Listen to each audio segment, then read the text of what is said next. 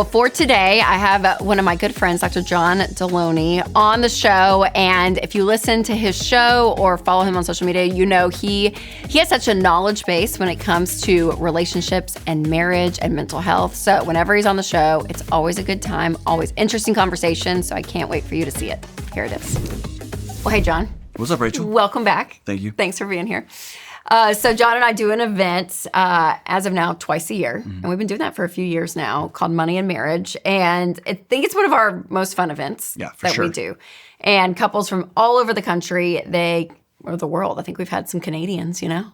We've had people from all over the planet, not just Canadians. But I think all of them. And we spend a weekend with these couples, and you really get to know an audience well. Like when you spend a weekend with them, and we do a lot of open Q&As. It always amazes me what people will ask in public. Like the trust built in that room is so intense, and they're just going to put it out there. Yes, it's so great. And the Q&A is like one of the best parts of the whole weekend. So we do so many great segments, but that's probably one of the best. And so we also have a anonymous Q&A where people will submit these cards. And I mean, I don't want to exaggerate, but hundreds of these get submitted. Jillions. I mean, it's a lot. It's a lot. And so our team, we can't get to them all, obviously. So I wanted you back on the show, and I just thought, well, it would be fun to get to some of these questions that we did not get to in Money and Marriage, because we just had one last weekend. Let's do it. Which was so fun. And so it's everything from money, marriage, parenting, all of it. So we're going to just dive in. Okay, John, first question. How do we maintain a united front with our teenager when I think that my husband is wrong in the moment? I'd love to get your insights on this. My first thought is if there's something to do with safety, I'm going to always get involved. Yes, that's and a great I'm going to get in between any adult, whether it's my wife or my friend, any adult who's hurting my kid physically, or I would go as far as to say psychologically. I'm going to get verbally. In between them, right? Because kids need adults in their lives to protect them, right? If it is a disagreement, if it is I'm annoyed by, my wife tells me a lot, I sound like her dad sometimes when I'm talking to our kids. Yeah. And it just brings this thing up in her. Yep. I think it's always best for somebody to say, hey, I'm going to stop this conversation, and then we're going to talk offline with the values conversations, and then we'll come back united together. Yes, yep. I use that line a lot with my kids. Is because in the moment, they'll be like, well, Dad said this. And I'm like, okay, well, if Dad said that, we're going to go with that. You can't go to the friend's house today, or whatever it looks like. But I'll talk to Dad later tonight and let us figure out X, Y, and Z. Right. Like I do always will like put it off sometimes and to say like, we'll come back to it. But again, ours is more like, can we go to our neighbor's house and play? Sure, or can we have Dad said we could have ice cream tonight. Yes. And I didn't know that my wife had already given pancakes for breakfast and junk food after lunch. I didn't know. So ice cream it is, but you only get 2 scoops, and then me and her will talk. Yes. Like, I'm going to shoot you a text if I've sugared up the kids. Yeah. Or you get home and all you do is you want to be the fun dad and you want to give everybody ice cream. So those are good conversations to have offline. Yes, yeah. So the non-urgent in the moment situations, it's totally fine to bypass and go over. Okay. What's the best way to apologize to your spouse? There's 2 magic words you can say. I'm sorry, right? I think apologizing is best when it's sincere, when it's very clear, and when I am owning not the way my action made you feel, but what I actually did, right? Yes. So there's something about apologizing when it's like, well, I'm sorry that when I did the right thing, you felt bad. Like, that's not an apology. That's like I'm sorry you cried. Yeah, exactly. You're like, right. Yeah. But there's something about genuine and being truly sorry. A true apology means I'm going to commit to at least evaluating doing something different next time. Yes, and so there's a level of humility there. Yeah, and I think the communication of the change of like next time, this is what I want to do differently. I think that's huge. Well, here's one more thing when it comes to an apology. If you're married, it's my job to apologize in a language that you can hear. And so that means I have to know you well enough to know. I have to know context. I have to know time and place. Sometimes an apology at a party is, right? Totally. And then we'll have a further conversation later, right? Or sometimes it's like, like it can be small, inside like communication. But Yeah, go with that. No, that's good. I love it. How much money should we have if we want to retire ASAP? 59 and a half, which is when you can get into your retirement accounts. I mean, you're going to have a specific number for a specific situation. I mean, figuring out how much it takes for you to live off of, and to know too that your bills do change over time. So whether that's you getting money back because you paid off your house and so you don't have a mortgage payment, or the health bills kick up. So just always know that, like, if you are 35 and you're like, I want to retire at 59 and a half, coming up with a number right now, it's good to do, just to have an overall view, but you have to know, like, that's going to change drastically. Whether you get like a huge raise in the next 5 years and your lifestyle increases, that number you had at 35 is probably going to be very different than what you had at 45. So just know there's some flexibility, but you have to be able to, in a perfect world, not touch the nest egg of your investments, but you're living off of, and will have enough for it to grow off of the growth. And so that's the ideal, is if you don't have to touch the nest egg, that's like a perfect place to be, because then you will have the ability to leave some inheritance, something to your kids, right? To be changing their family tree from a financial perspective, but also to know that you kind of have that padding. So, you taught me this, and I've used this with a couple of colleagues, that retirement is a number. I had a colleague that we worked together at the university, and they called a few years ago, and she said, "Hey, I want to let you know I'm retiring." And I've known her for years. Yeah. And my first question, with a smile, was like, "Can you afford to retire?" Totally. And there was a long pause. And I realized in that pause, you just got to an age and you're like, yeah, I'm good. I retire now. I'm calling it. Totally. And so it is a math problem, yes, right? 100%. Do I have enough money to pay my expenses and to do the things I want to do, and to deal with the curveballs that life is going to throw at us? 100%, yeah. But I love that. Like, retirement's it's a number. Yes. And we actually just had a Q&A last weekend, and Ken Coleman joined us, and talking about what retirement does to, like, even your physical body. You're like, it's not checking out. No, like, when it's you going retire, to a thing. Yes, you have, like, there's a whole psychology of taking care of yourself in those days. And again, if you're 30 years old and you're like, I want to retire at 55, you think, I can't wait to not work, right? Or whatever the thing is that's getting you there.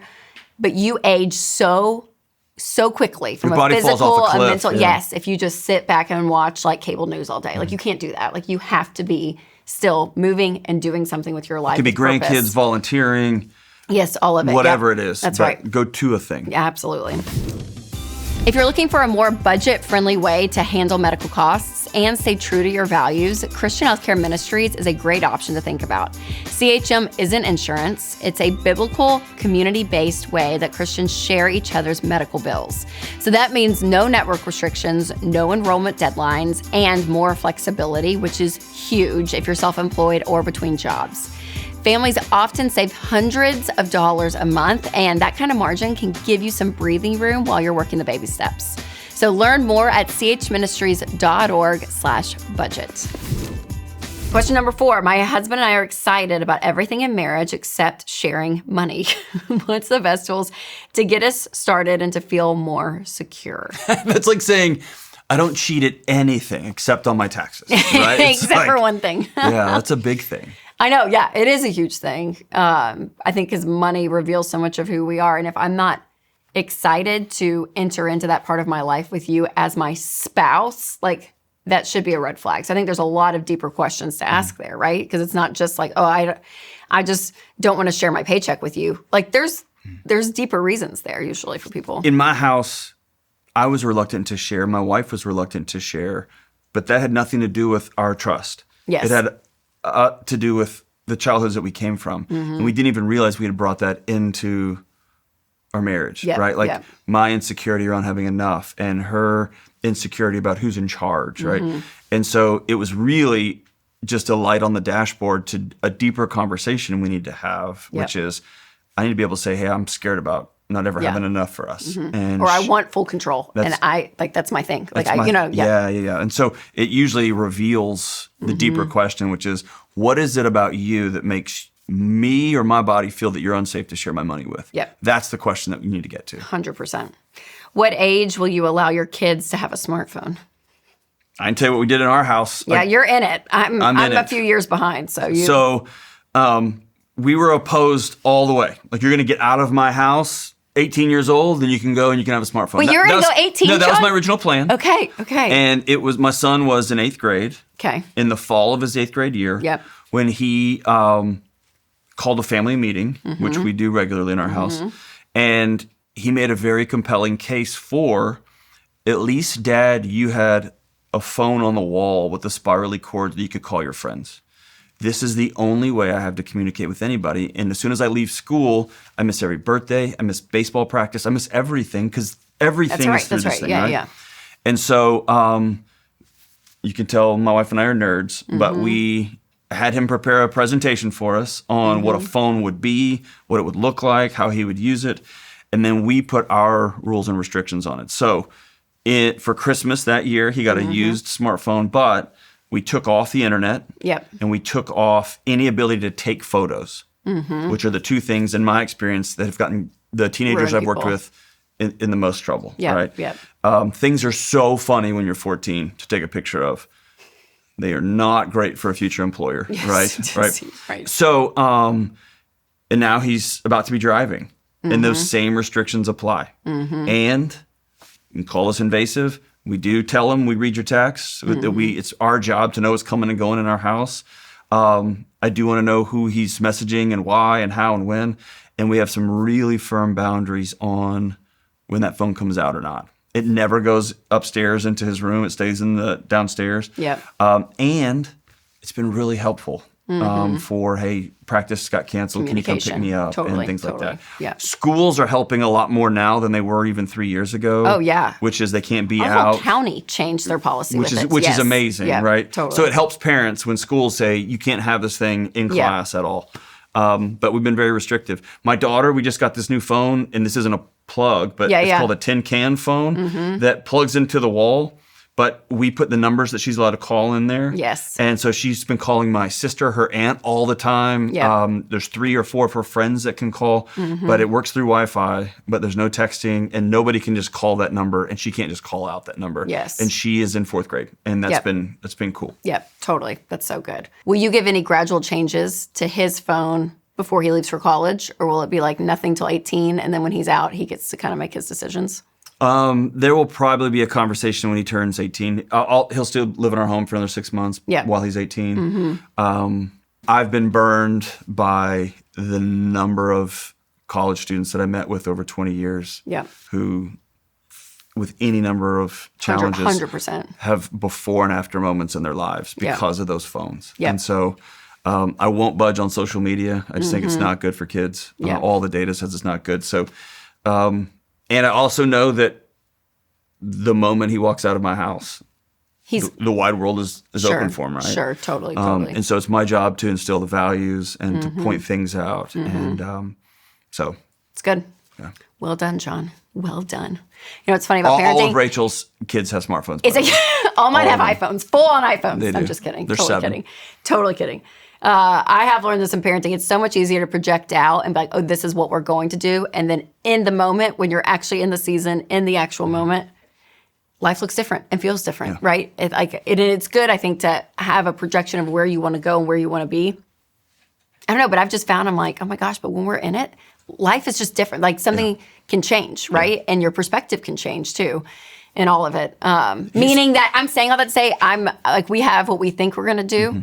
And it's like smartphone without internet, no social media, all of that, freshman year, whatever. Like we kind of have our, what we say that we want, but then also in the moment, is it Christmas at 8th grade? Like, do you know what I'm saying? Like, how legalistic are we going to stick to our rules? Well, and if there had been things like a tin can phone available, we wouldn't have done it.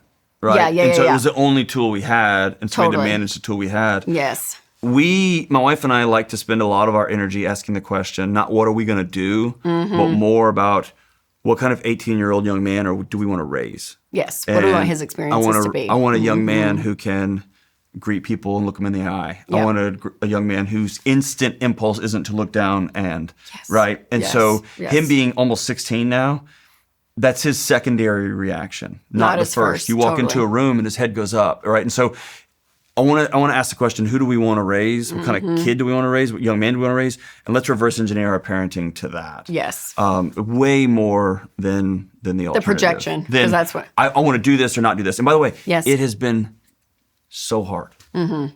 How many times we've said, I hate this for you. Yeah. I'm not going to give you Snapchat. I hate this for you that all of your friends have X, Y, and Z. Mm-hmm. And we have some rules when kids come to our house, teenagers. Yep. There's just a big bowl that sits on our counter. All the phones go in there. Yep. Because I want kids to go have, even high school kids, I want them to go have time together. Totally. Go get in trouble. Go do stupid stuff. Yes. But get off those phones. Yeah. And now it's a mad dash to drop it into the bucket. Mm-hmm. When the herd of kids come in. Yep. Man, those phones are getting thrown out, and they are heading off to go get in whatever chaos they're going to get into, which totally. I love. Yes, which is what you want. I love it. So good. Okay, so how do you bring the spark back? We have no kids. I was like, okay. So just getting each day with the basic, like, how was your day? Questions. I don't know, Rachel. My spark's never gone out. Never gone out. How do y'all handle that?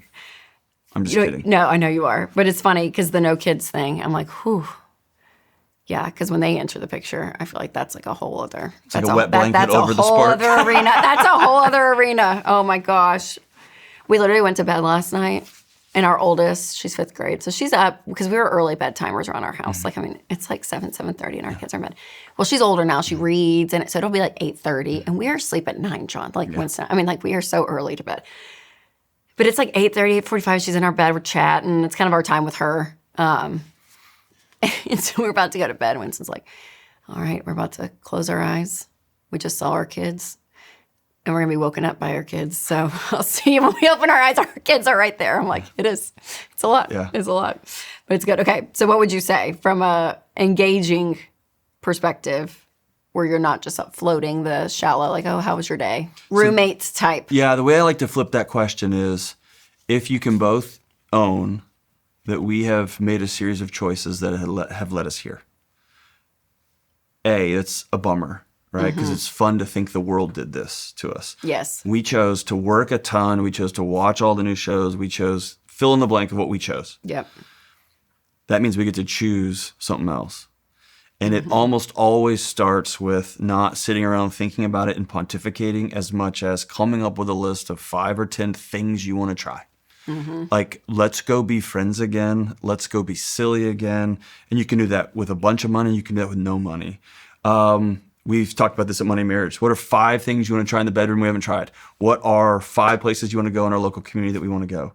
But let's ask ourselves, who do we want to be? How do we want our house to feel when we walk in every day? How do we want our bedroom to feel in the evening? Like, get that spark back. And then we're just going to reverse engineer that with actions.